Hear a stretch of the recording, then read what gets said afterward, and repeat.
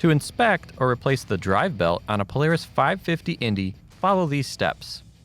Caution: do not attempt to remove the drive belt after operating in reverse. The snowmobile must be stopped after forward motion to prevent damage to components during belt removal. Ensure the vehicle is on a flat, level surface. Remove the left side panel by releasing the rubber strap and turning the two latches. Pull the side panel out and lift up to remove.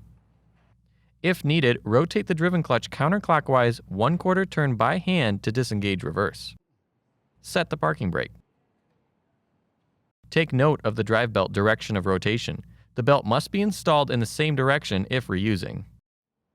Insert the clutch spreader tool from the toolkit into the threaded hole on the driven clutch and turn clockwise to spread the clutch. Notice, if the tool does not turn readily, rotate the driven clutch an additional 1/4 turn counterclockwise and try again. Carefully walk the belt off the driven clutch and remove from the drive clutch.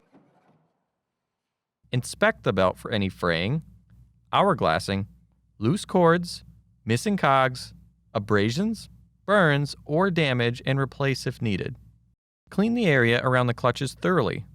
Warning: failure to remove all debris when replacing the belt could result in vehicle damage, loss of control, and severe injury or death. If replacing the belt, clean with a mixture of warm, soapy water and ensure the part number on the belt is facing outwards when installed. Loop the belt over the drive clutch and begin to walk it over the driven clutch sheave.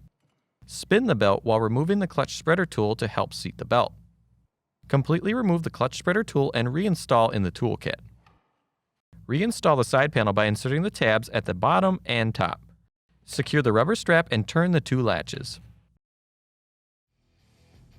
For more information, see your authorized Polaris dealer or visit Polaris.com.